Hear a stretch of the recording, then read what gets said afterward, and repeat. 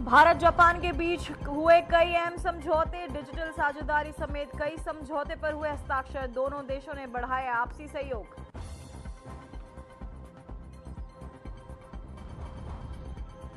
बारिश को लेकर सीएम की बैठक, संवेदनशील जिलों को लेकर की समीक्षा। सीएम ने राहत बचाव कार्यों के दिए निर्देश।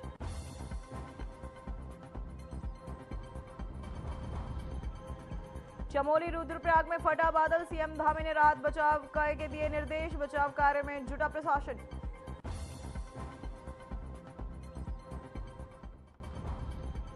हॉकी के जादूगर मेजर ध्यानचंद की जयंती, राष्ट्रीय खेल दिवस पर सीएम धामी ने दी श्रद्धांजलि। खेल क्षेत्र से जुड़े लोगों को किया सम्मानित। हरिद्वार में बढ़ा गंगा का जलस्तर, नदी किनारे न जाए, प्रशासन की लोगों से अपील। मंदिर मस्जिद में माइक से की गई घोषणा।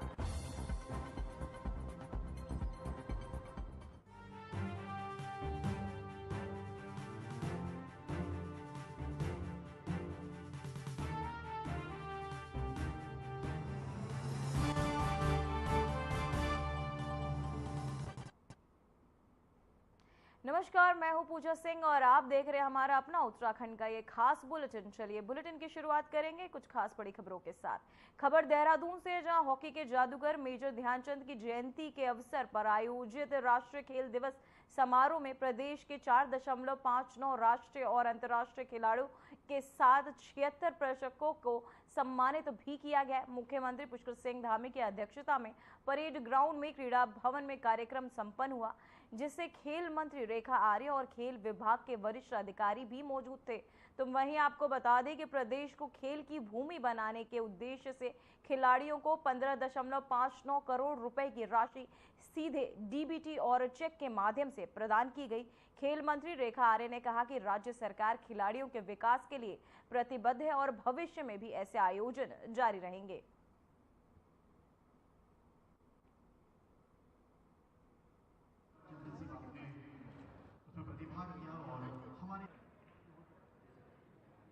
मैं सबसे पहले तो मेजर ध्यानचंद जी के इस दिवस पर मैं सभी को बधाई देता हूँ, शुभकामनाएं देता हूँ, राष्ट्रीय खेल दिवस की बधाई देता हूँ। और हमारे सभी खिलाड़ी मेजर ध्यानचंद जी का स्मरण करके खेलों के क्षेत्र में आगे बढ़ें और आदरणीय प्रधानमंत्री श्री नरेंद्र मोदी जी के नेतृत्व में आज खिलाड़ियों को हर क्षेत्र में आगे बढ़ाने के लिए भारत खेलों के क्षेत्र में भी वैश्विक स्तर पर अपने उच्चतम स्तर पर रहे, उसके लिए अनेक प्रयास किए जा रहे हैं। खेलो India movement, fit India movement, खिलाड़ियों को प्रोत्साहन, और उन्हीं से प्रेरणा लेकर उत्तराखंड राज्य के अंदर हमने जहां नई खेल नीति की शुरुआत की है। जितने हमारे युवा साथी सपोर्ट करते हैं उन सबका विशेष दिन है, यानी कि राष्ट्रीय खेल दिवस है।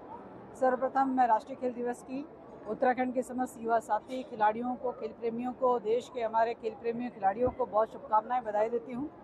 मैं समझती हूं कि राष्ट्रीय खेल दिवस के आज के इस ऐतिहासिक अवसर पर जो कार्य एक हम लोगों का संकल्पित था कि हमारे 30th नेशनल गेम में हमारे जितने मेडलिस्ट हैं उनको सम्मान देना, उनको नगद इनाम धनराशि देना, आज लगभग 16 करोड़ की धनराशि उन लोगों को दी गई है। मेरा नाम अमीशा चौहान है और मैं देहरादून की रहने वाली हूँ।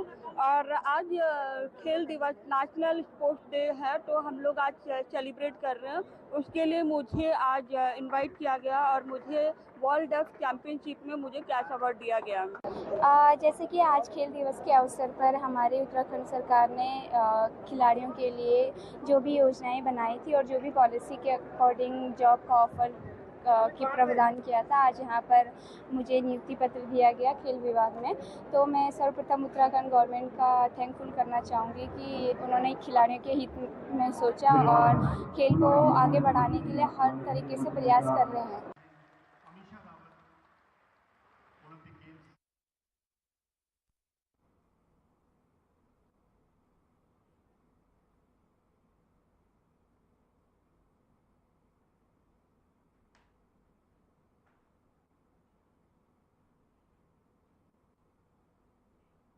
तो वहीं आपको बताते चले, राष्ट्रीय खेलों को लेकर आपको बता दें लोगों को सम्मानित भी किया गया, खिलाड़ियों को, साथ ही 15.59 करोड़ की आर्थिक मदद भी जो है खिलाड़ियों को दिए गए। तो वहीं कुछ खिलाड़ियों को खेल विभाग में नियुक्ति पत्र भी सीएम पुष्कर सिंह धामी के तहत दिए गए। तो वहीं आपको बता दें, इस आयोजन में सीएम पुष्कर सिंह धामी, खेल मंत्री रेखा आर्या सहित कई वरिष्ठ नेतागण मौजूद रहे। तो वहीं आपको बताते चले, राष्ट्रीय खेल दिवस कार्यक्रम का आयोजन किया गया, जहां सीएम पुष्कर सिंह धामी उपस्थित रहे। साथ ही उन्होंने खिलाड़ियों को सम्मानित भी किया, साथ ही नियुक्ति पत्र भी वितरित किए। तो वहीं आपको बताते चले, उत्तराखंड में खिलाड़ियों के सम्मान में आयोजित एक कार्यक्रम में सीएम पुष्कर सिंह धामी सम्मिलित हुए। तो वहीं चमोली और रुद्रप्रयाग जिलों में बादल फटने की घटना के बाद सीएम पुष्कर सिंह धामी ने राहत बचाव कार्यों के लिए अधिकारियों को तुरंत निर्देश दिए हैं। मुख्यमंत्री ने सोशल मीडिया प्लेटफॉर्म एक्स पर पोस्ट कर लिखा कि रुद्रप्रयाग के तहसील बसुकेदार क्षेत्र में आपको बता दें, बड़े डूंगरतोक और चमोली के देवाल क्षेत्र में बादल फटने से मलबा आने के कारण कुछ परिवार फंसे हुए हैं। उन्होंने बताया कि स्थानीय प्रशासन युद्ध स्तर पर राहत एवं बचाव कार्य में जुटा हुआ है और वह निरंतर अधिकारियों से संपर्क में है। धामी ने आपदा सचिव और जिलाधिकारी से बात कर बचाव कार्यों के प्रभावी संचालन के लिए आवश्यक निर्देश भी दिए हैं। तो वहीं मुख्यमंत्री ने प्रार्थना की कि आपको बता दें, बाबा केदार की कृपा से सभी प्रभावित सुरक्षित रहें।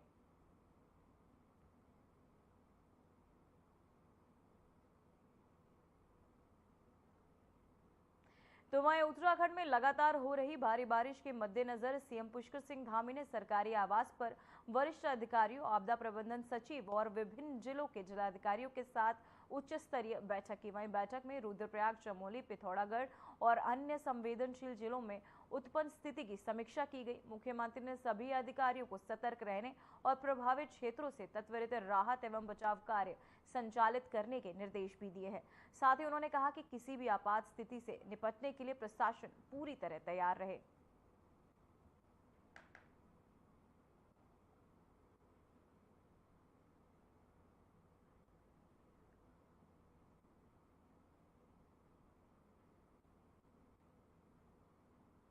तो वहीं आपको बताते चले, भारी बारिश को लेकर सरकार अब अलर्ट मोड पर है। साथ ही आपको बता दें, सीएम पुष्कर सिंह धामी ने इसे लेकर एक बैठक भी बुलाई। साथ ही राहत बचाव कार्यों के लिए संबंधित अधिकारियों को दिशा निर्देश भी दिए। वहीं चमोली, रुद्रप्रयाग में हालत गंभीर बताई जा रही है बारिश।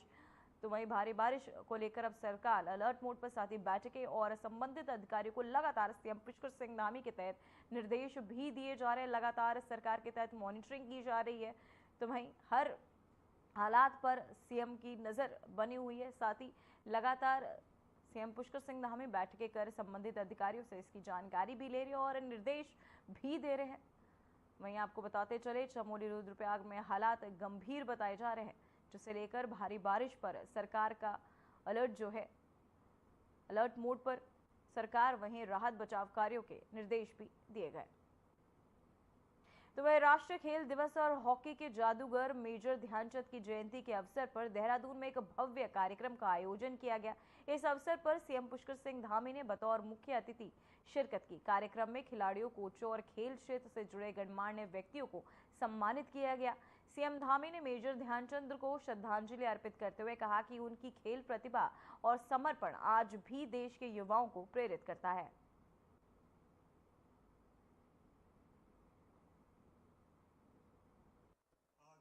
राष्ट्रीय खेल दिवस की बहुत बधाई देता हूं, बहुत शुभकामनाएं देता हूं और आशा करता हूं कि खेल और खेल भावना सदैव हमारे समाज को ऊर्जा, अनुशासन और प्रेरणा प्रदान करती रहेगी। ये खेल दिवस हमें हमेशा खेलों के क्षेत्र में आगे बढ़ने की प्रेरणा देता रहेगा। आज के इस अवसर पर मैं भारत माता के सच्चे सपूत मेजर ध्यानचंद जी को भी सत नमन करता हूं, जिन्होंने अपनी स्टिक के जादू से पूरी दुनिया को भारत की खेल शक्ति से परिचित कराया।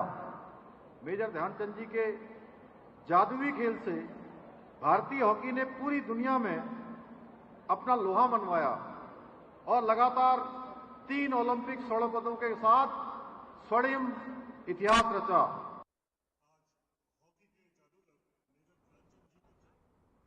तो वही राष्ट्रीय खेल दिवस और हॉकी के जादूगर मेजर ध्यानचंद की 120वीं जयंती के अवसर पर कैबिनेट मंत्री गणेश जोशी ने अमर शहीद कैप्टन प्रतीक आचार्य राजकीय इंटर कॉलेज में 15.67 लाख की लागत से बनने वाले बास्केटबॉल कोर्ट, पोल एवं पुस्तकालय के कार्य का शिलान्यास किया।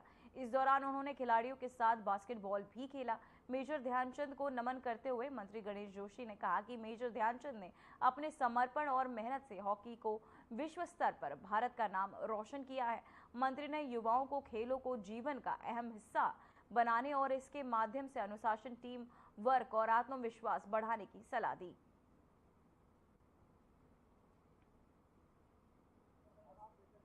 आज हॉकी के जादूगर जिनकी आज 120वीं जयंती है,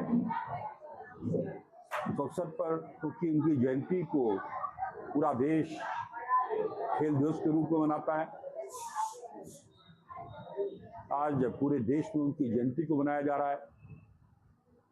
मेरी विधानसभा क्षेत्र के कैप्टन प्रतीक आचार्य इंटर कॉलेज में भी इसको मनाया जा रहा है और मेरे पर से यहाँ के बच्चों ने, यहाँ के अध्यापकों ने मांग की थी कि बच्चों के खेलने के लिए एक बास्केटबॉल कोर्ट होना चाहिए, एक लाइब्रेरी होनी चाहिए। उसका शिलान्यास मेरे द्वारा आज यहाँ पर किया गया है।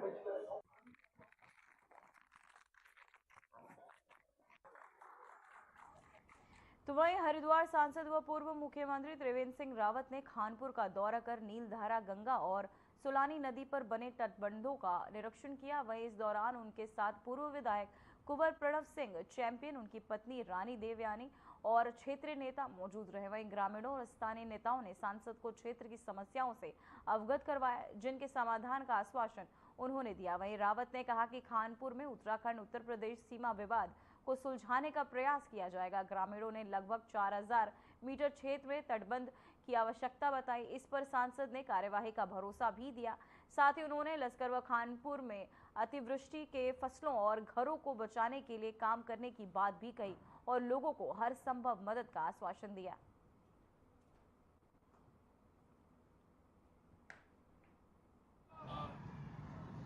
मुझे गांव वालों ने जो अभी बताया है, हमारे पार्टी के पदाधिकारी हैं, हमारे चैंपियन साहब हैं, कि लगभग 4000 मीटर क्षेत्र ऐसा है कि जिस पर तटबंध की आवश्यकता है और पहले भी इस पर तटबंध लगे हैं, कुछ भाग क्षतिग्रस्त भी हुआ है। लोकसभा के दौरान मैंने ये सवाल संसद में उठाया भी था, तो उस पर हम आगे बढ़ेंगे। कैसे यहाँ के जो खेती है, जो यहाँ लोगों के जो आवास है, वो वर्षा के कारण या अतिवृष्टि के कारण प्रभावित न हो, उसके लिए प्रयास करेंगे। आज मैं दौरे पर आया हूँ, सवेरे से हम लोग घूम रहे हैं और अभी हम पूरा जो बाढ़ग्रस्त क्षेत्र है, तो मेनली खानपुर विधानसभा में है। तो वही पहाड़ों में लगातार हो रही बारिश का असर अब हरिद्वार में गंगा के जलस्तर पर साफ दिखाई देने लगा है। गंगा का पानी लगातार बढ़ रहा है, जिसके चलते जिला प्रशासन अलर्ट मोड पर आ गया है। आपदा कंट्रोल रूम के माध्यम से लगातार सूचनाएं जुटाई जा रही और गंगा किनारे रहने वाले लोगों को समय समय पर सतर्क भी किया जा रहा है।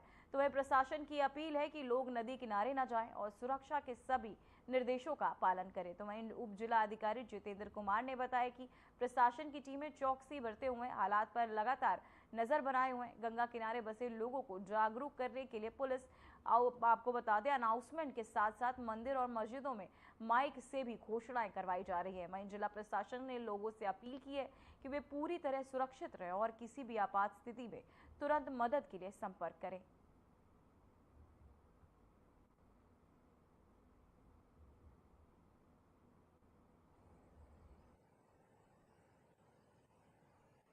गंगा जी का जलस्तर लगातार बढ़ रहा है और पहाड़ों पे भी लगातार बारिश हो रही है। तो इसके दृष्टिगत जो हमारे नदी के नज़दीक के क्षेत्र हैं, वहाँ पे हमारे द्वारा अनाउंसमेंट कराया गया है और जो नदी के नज़दीक के जो गांव भी हैं, वहाँ पे भी हमारी टीमें तैनात हैं, बाढ़ चौकियाँ एक्टिवेटेड हैं और ये अनाउंसमेंट करवाया जा रहा है कि लोग नदी के तट पर न जाएं, अपने पशुओं की भी सुरक्षा करें, स्वयं भी सुरक्षित रहें। सर, जगह बारिश से वहाँ से किया जा रहा है, ये निकाली इलाके देखिए, जो हमारा आपदा कंट्रोल रूम है वो लगातार संपर्क में है जो हमारे ऋषिकेश या उससे ऊपर के और स्टेशन हैं उनसे संपर्क में है, और अगर कोई अनएक्सपेक्टेड रूप से नदी का जलस्तर बढ़ता है तो वो उसकी सूचना पहले ही प्राप्त हो जाती है, उसके अनुसार फिर कार्रवाई की जाती है। वहीं चमोली से खबर सामने आ रही, जहां मोपाटा गांव में बादल फटा, 2 व्यक्ति लापता, राहत जारी। गौशाला में 15 से 20 पशु दबे, स्थानीय प्रशासन बचाव कार्य में जुटा। तो वहीं आपको बताते चले, चमोली के मोपाटा गांव में हाल ही में बादल फटने की घटना हुई है, जिससे भारी नुकसान पहुंचा है। इस आपदा में 2 लोग लापता बताए जा रहे हैं। साथ ही आपको बता दें, जिनकी तलाश के लिए बचाव और राहत कार्य जोरों शोरों से चलाए जा रहे हैं। साथ ही मलबे के नीचे गौशाला में लगभग 15 से 20 पशु दबे हुए हैं, जिनके आपको बता दें जिन्हें बचाने के लिए भी प्रयास अब जारी है। साथ ही स्थानीय प्रशासन और आपदा राहत टीमों ने तुरंत मौके पर पहुंचकर राहत कार्य शुरू कर दिया है। बचाव दल मलबे में फंसे लोगों को और पशुओं को निकालने के लिए रिस्क लेकर काम कर रहे हैं। वहीं मुख्य विकास अधिकारी डॉक्टर अभिषेक त्रिपाठी ने बताया कि प्रभावित परिवारों को हर संभव मदद दी जा रही है और राहत कार्य तेजी से आगे बढ़ाया जा रहा है। तो वहीं आपको बताते चले, चमोली से खबर सामने है, जहां मोपाटा गांव में बादल फटने की घटना सामने आई, जहां 2 व्यक्ति लापता बताए जा रहे हैं। साथ ही राहत बचाव कार्य लगातार जारी है। वहीं गौशाला में 15 से 20 पशु दबे हुए बताए जा रहे हैं। वहीं मोपाटा गांव में बादल फटने की घटना ने लोगों को गा दिया है, जहां आपको बताते चले 2 व्यक्ति लापता बताए जा रहे हैं और राहत बचाव कार्य लगातार जारी। साथ ही प्रशासन की लगातार नजर बनी हुई है, जहां आपको बताते चले सीएम के तहत भी लगातार निर्देश जो है दिए जा रहे हैं। तो वहाँ एक खबर हरिद्वार से, जहां पहाड़ों में हो रही लगातार बारिश का असर हरिद्वार में दिखने लगा है। गंगा नदी का जलस्तर बढ़ने से नदी किनारे की बस्तियों में अलर्ट जारी किया गया। हरिद्वार पुलिस लाउडस्पीकर और से अनाउंसमेंट कर लोगों को सतर्क रखने की अपील करे। वहीं प्रशासन ने बाढ़ जैसी संभावित स्थिति को देखते हुए रेस्क्यू टीमें भी तैनात कर दी है।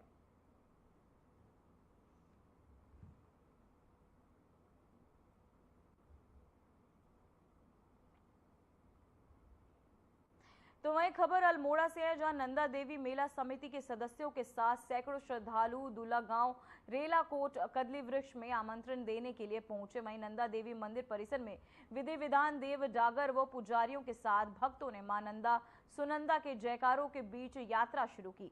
वहीं दूला गांव पहुंचते ही गांव वासियों ने भव्य स्वागत किया और पूरा माहौल मां नंदा देवी सुनंदा के जयकारों से गूंज उठा। वहीं समिति के सदस्य, पुजारी और ग्रामीण सर्वप्रथम देवी थान मंदिर में पूजा अर्चना कर आपको बता दें कदली वृक्ष के पास आमंत्रण समारोह में शामिल हुए। इसी वृक्ष से मां नंदा सुनंदा की मूर्तियां बनाई जाती हैं। ये पौराणिक परंपरा अल्मोड़ा की संस्कृति और धार्मिक विरासत का महत्वपूर्ण हिस्सा है।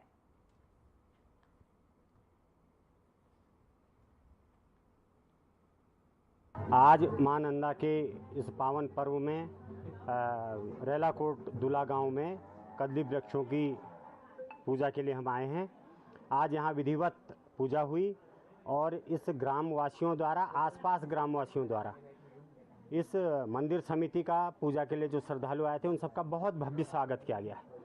इसके लिए दूला गांव के लोग और इस क्षेत्र के लोग धन्यवाद के पात्र हैं।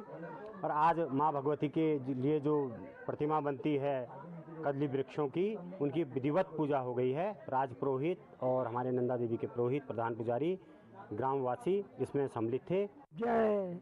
ये विगत वर्ष की भांति इस वर्ष भी हमारे गांव में जो कल्दी वृक्ष का आयोजन हुआ, बहुत अच्छा रहा, बहुत बढ़िया है।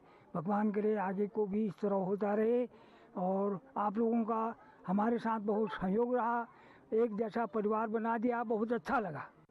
जैसा कि आपको विदित होगा कि मां नंदा सुनंदा की प्रतिमा का निर्माण कदली वृक्ष के से होता है और ये हमारे लिए बड़े सौभाग्य की बात है। विगत वर्ष की भांति इस वर्ष भी मां नंदा ने हम पर अपनी कृपा बनाए रखी और पेड़ों का चयन हमारे गांव से हुआ है। इन्हीं पेड़ों से कल को मां नंदा सुनंदा की प्रतिमा बनेगी। ये नगर भ्रमण के पश्चात उसको फिर विसर्जन कर दिया जाएगा।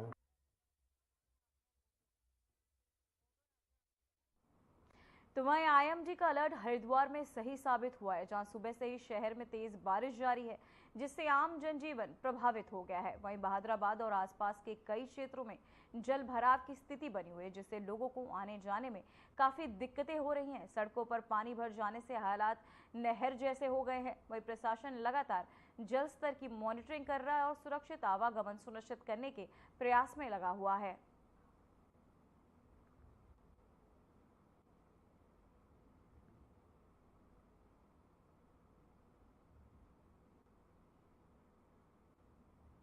तो वहीं रुड़की में सिविल लाइंस पुलिस और बदमाशों के बीच मुठभेड़ ने इलाके में सनसनी फैला दी है। पुलिस टीम संदिग्ध वाहनों की चेकिंग कर रही थी, तभी बिना नंबर की बाइक पर सवार 2 युवक पुलिस को देखकर भागने लगे।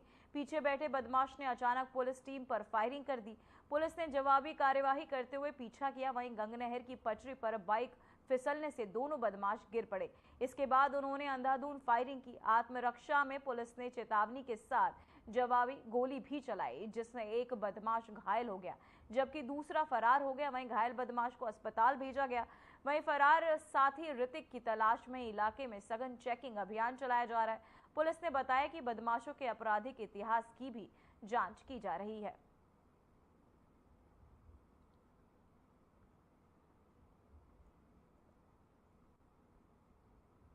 देखिए, अभी करीब 2 घंटा, ढाई घंटा पहले एक सूचना 112 में फ्लैश हुई थी कि किसी महिला के मोबाइल को स्नैच करने का 2 बाइकर्स ने प्रयास किया था। तो थाना रुड़की क्षेत्र का मामला था, तो वहाँ की टीम उसमें गश्त में थी और उन्होंने लगातार सघन चेकिंग चलाई थी। तो पिछले 1 घंटे लगातार चेकिंग के दौरान ये बताया कि एक बिना नंबर की जो बाइक है, उसमें 2 लोग सवार थे, जो कलियर की तरफ से आ रहे थे। नाहर पट्टी में हमारी टीम लगातार चेकिंग कर रही थी सघनता से। तो हमारी टीम के सामने से रुकने पर ये रुके नहीं और भागते हुए उन्होंने फायर किया हमारी टीम को।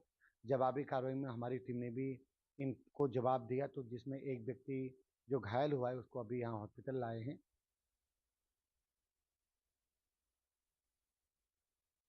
तो वही खबर हरिद्वार से है, जहां रोशनाबाद स्थित समाज कल्याण कार्यालय में उस वक्त हंगामा हो गया जब समाज सेवी वैशाली शर्मा ने एक कनिष्ठ सहायक से अभद्र भाषा में बात की। वही दिव्यांग पुरस्कार आवेदन में आपको बता दें सिलसिले में पहुंची थी। वहीं वैशाली ने विरोध दर्ज कराते हुए कहा कि महिलाओं के सम्मान में से समझौता नहीं किया जा सकता। मामला बढ़ने पर कर्मचारी ने अपनी गलती मानी और भविष्य में ऐसा न होने का आश्वासन भी दिया।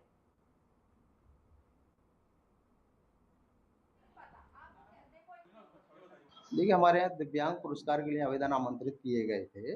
जो भी दिव्यांग कार्मिक हैं, जो प्लेसमेंट है कहीं भी आपके सेवा योजित हैं, तो उनके लिए सरकार द्वारा दिव्यांग पुरस्कार की व्यवस्था की गई है।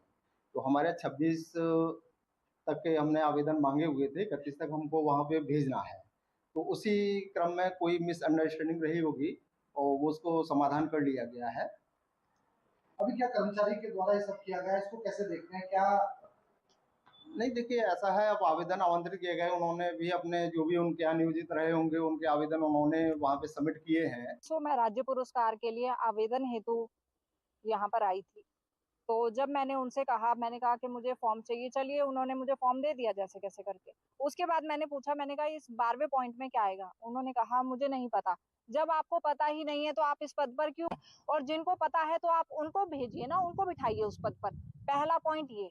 दूसरा पॉइंट, इन्होंने मुझे दस्तावेज नहीं बताए कि उसमें क्या क्या लगने हैं। बहुत ज्यादा दिक्कतों का सामना मुझे करना पड़ा। उसके बाद अगले दिन जब मैं आई फॉर्म भर, तो मैंने बोला तो ये बात तो आप मुझे कल बताते। तो कह रहे हैं तो कॉमन सेंस की बात है। एक बात बताइए, कोई भी विभाग में नियुक्ति होती है, क्या कॉमन सेंस पे होती है वो?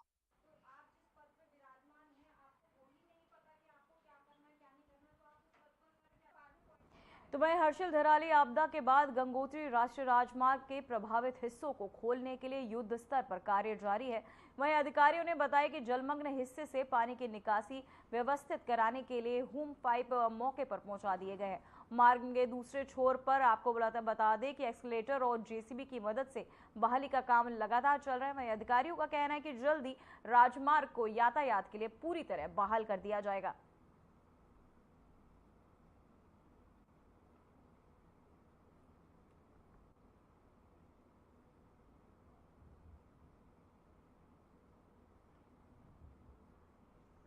फिलहाल बुलेटिन में बस इतना ही। मुझे दीजिए इजाजत। नमस्कार।